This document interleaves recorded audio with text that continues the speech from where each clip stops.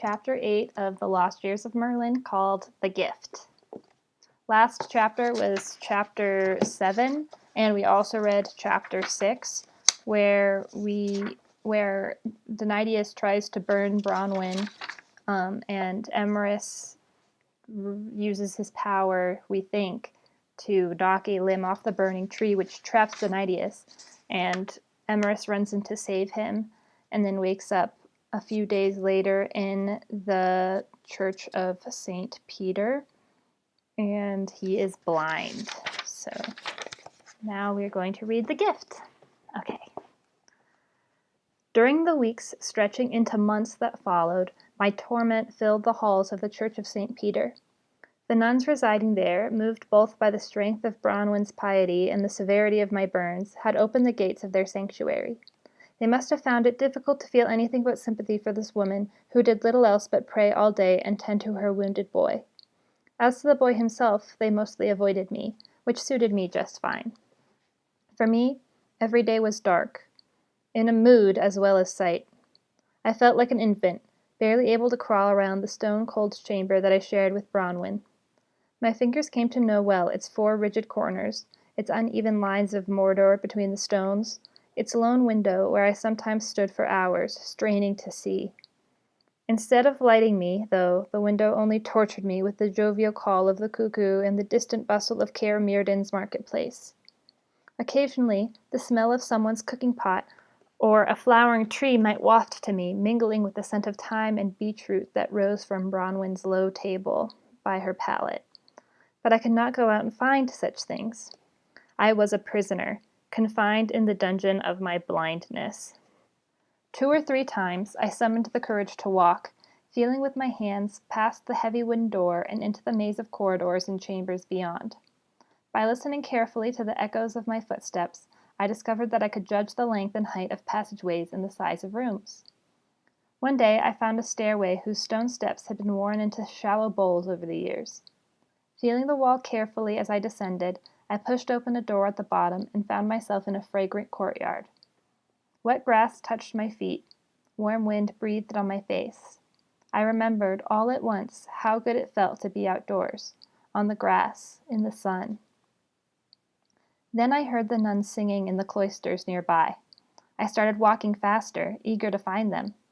Without warning, I strode right into a stone column, so hard that I fell over backward into a shallow pool of water. As I struggled to get up, I stepped on a loose rock and pitched sideways. The left side of my face bashed against the base of the column. Bruised and bloody, my bandages torn, I lay there sobbing until Bronwyn found me. After that, I didn't stir from my pallet in my chamber, convinced I would spend the rest of my days as a helpless burden to Bronwyn. Even when I tried to think of other things, my mind always returned to the day that had been my undoing. The sight of her, bound and gagged by the tree, the rage that boiled over so violently, the laughter melting into shrieks of Denidius, the searing flames all around, the crushed arms and broken body beneath the branches, the sound of my own screams when I realized that my face was burning. I could not remember our trek to the walls of Caer Mirdan, though from Bronwyn's spared description I could imagine it well enough. I could almost see Lud's round face watching us ride over the hill in the cart of the passing trader who had taken pity on the woman with sapphire eyes and her badly burned son. I could almost feel the swaying of the horse-drawn cart, almost hear the squealing of the wheels and the pounding of the hooves on the towing path. I could almost taste my own charred skin, almost hear my own delirious wailing as we rode through those long days and nights. Now, very little broke the regularity of my days. The singing of the nuns, the shuffling of their footsteps to cloisters, to meals, to meditations. Bronwyn's quiet prayers and chants as she did her best to heal my skin. The continuing calls of the cuckoo perched in a rustling tree that I could not name. And darkness, always darkness.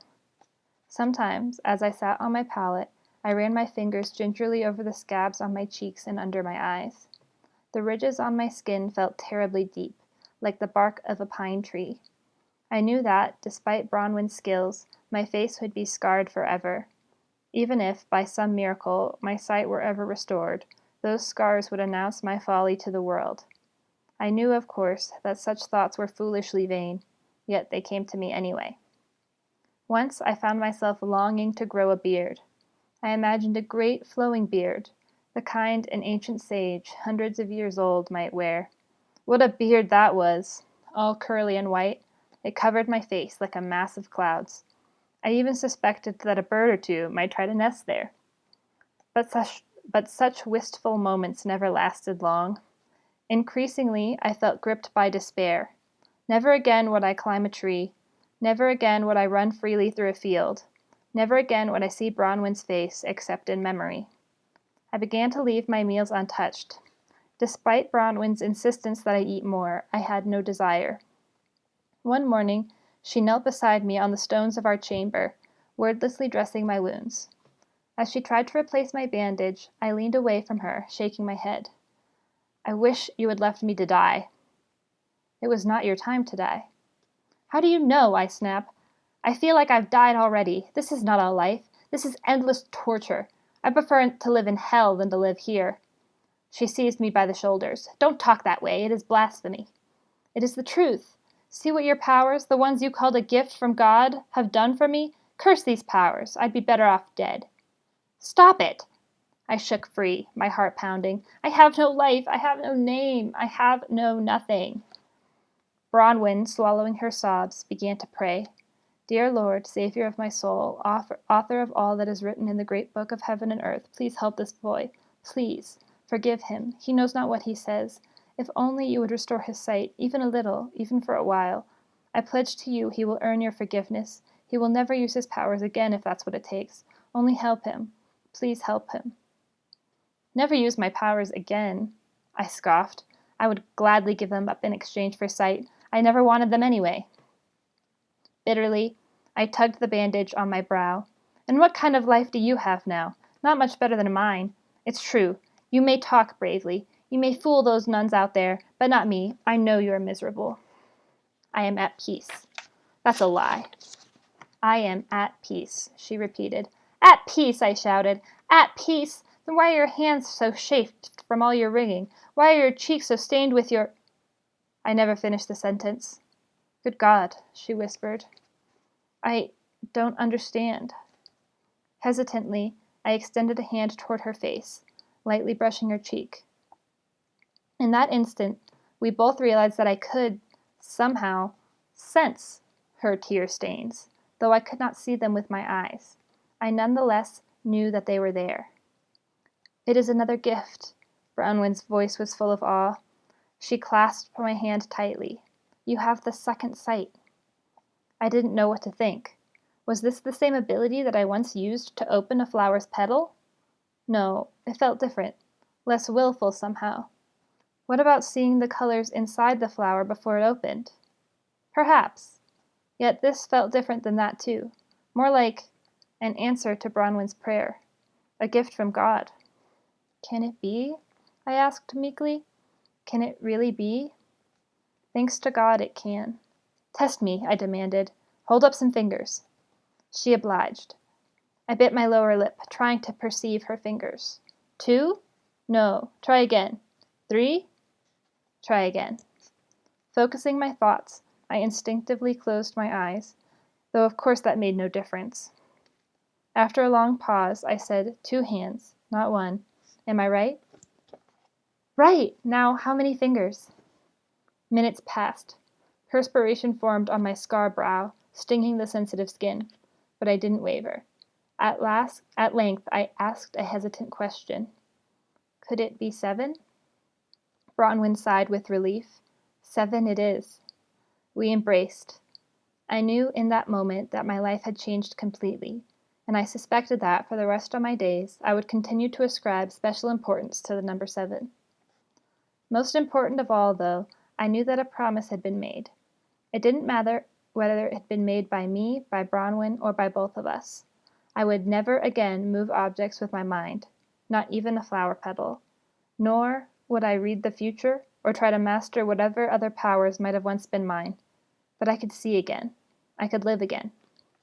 Right away, I started eating, and hardly stopped, especially if I could get bread and milk, my favorite.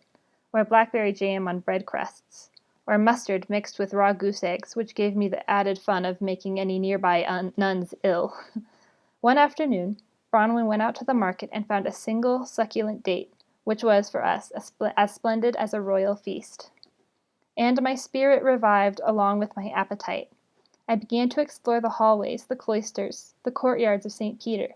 The whole church was my domain, my castle. Once, when there were no nuns about, I stole into the courtyard and took a bath in the shallow pool. The most difficult part was to resist singing at the top of my lungs. Meanwhile, Bronwyn and I worked together every day for long hours, trying to sharpen my second sight. For my first practice sessions, we used spoons, pottery bowls, and other ordinary utensils that she found somewhere in the church.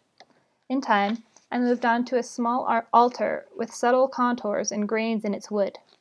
Eventually, I graduated to a two-handed chalice with intricate carvings on its surface.